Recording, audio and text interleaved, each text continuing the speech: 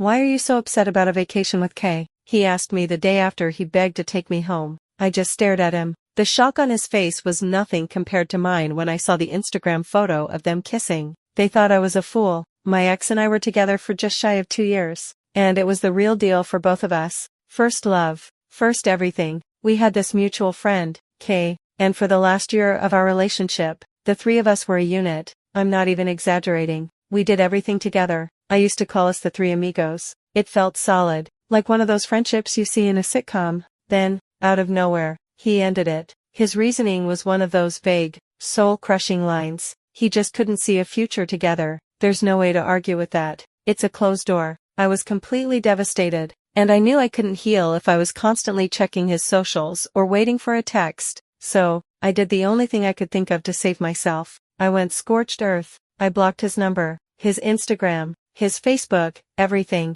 If he was going to walk out of my life, I was going to make sure the door was locked behind him. For 2 months, it worked. The silence was loud at first, but eventually, it became peaceful. I was starting to feel like myself again. And then, my phone buzzed with a text from an unknown number. Hey, it's me. Would you be willing to grab a drink sometime and catch up? My first instinct was to just delete it. Stick to the no contact rule. That rule was my armor, but my brain started running in circles. What could he possibly want? Is he sorry? Does he miss me? The curiosity was eating me alive. Against every bit of my better judgment, I typed back sure. Part of me just wanted to prove to myself that I could see him and be fine, that I was over it. A stupid little test. We met at a quiet bar downtown, and of course, it was great. Annoyingly great. He looked good, and the conversation was as easy as it had ever been. He was leaning in, laughing at all my jokes, finding little reasons to touch my hand when I was making a point. The objective facts were all there. He was flirting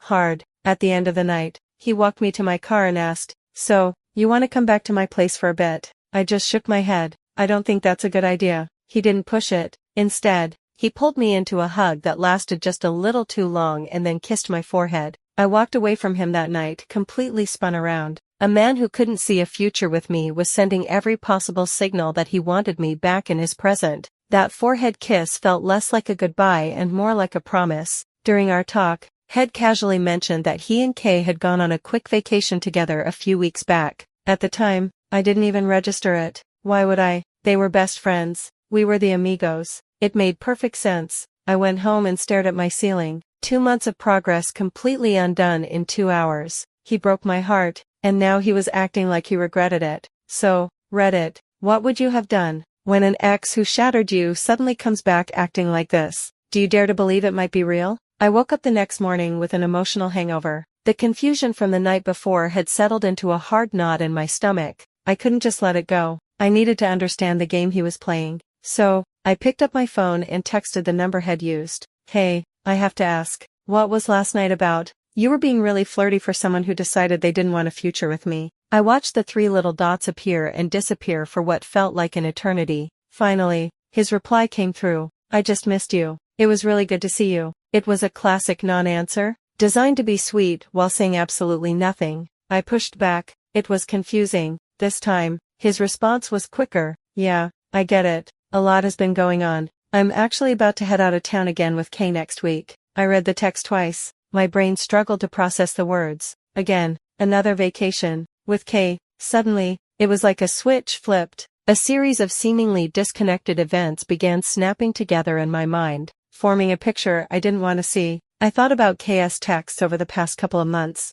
Every time I'd asked her to hang out, it was an excuse. So sorry, I'm swamped with work. Can't. I'm being super careful about COVID. Yet, I'd seen pictures of her out with other friends. It wasn't just being busy. She was actively avoiding me. She was ghosting me. And I was losing my best friend on top of losing my boyfriend. My ex knew all of this. I had cried to him about it before I went no contact, telling him how much it hurt that Kay was pulling away. And now he was telling me, the day after kissing my forehead and trying to get me into his bed, that he was taking my MIA best friend on another trip. The pieces were no longer just fitting together. They were forming a neon sign flashing the word betrayal. The anger came on so fast it made me dizzy.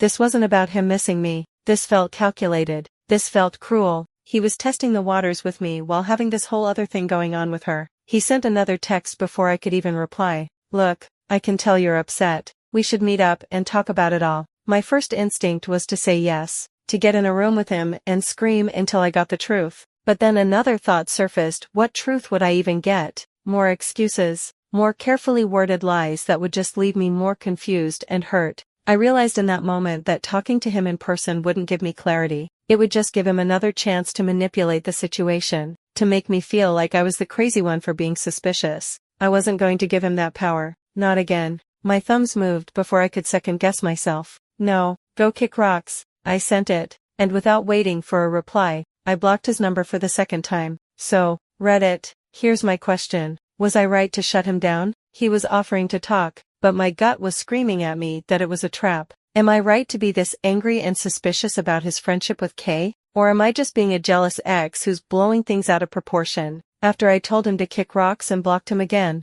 an odd sense of calm settled over me. There were no more question marks. I didn't have the full story, but I had enough to know I wanted nothing to do with him. For another 2 months, I focused on myself. I reconnected with other friends, threw myself into my work, and started to actually heal. The silence was real this time, and it was a relief. I felt like I had finally taken back control of my own peace. Then came Sunday. I was just lounging on my couch, mindlessly scrolling through Instagram, killing time before I had to think about the week ahead. It was the most mundane, normal moment you can imagine. I was tapping through stories, liking a picture of my cousin's dog, and then I stopped. My thumb just froze on the screen. It was a photo posted by a mutual acquaintance, and in it were my ex and Kay. They were on a beach somewhere, the sun setting behind them. His arm was wrapped tightly around her waist, and she was looking up at him, smiling, as he kissed her. It wasn't a friendly peck on the cheek. This was a real, romantic, "we are a couple" kiss. The caption was a single, perfect heart emoji. My entire body went cold. It felt like the air had been punched out of my lungs. In an instant, the entire timeline of the last 4 months rearranged itself in my head, but this time with perfect, horrifying clarity. The first vacation, Kay suddenly being too busy for me, him asking me for drinks, flirting with me, kissing my forehead, asking me to come home with him. Then, the second vacation, which he told me about the very next day. It wasn't a series of weird coincidences. It was a cover-up. He wasn't just moving on. He was moving on with my best friend, and they were both actively hiding it from me. While he was testing the waters to see if I was still an option, she was lying to my face. He couldn't even give me the basic respect of a heads up. He let me find out in the most public, impersonal way imaginable, sandwiched between a meme and an ad for meal kits. And she, my amigo, the friend who held me while I cried over this man, just ghosted me. She watched me break down over losing him, all while she was getting together with him behind my back. They didn't just betray me, they made a fool out of me.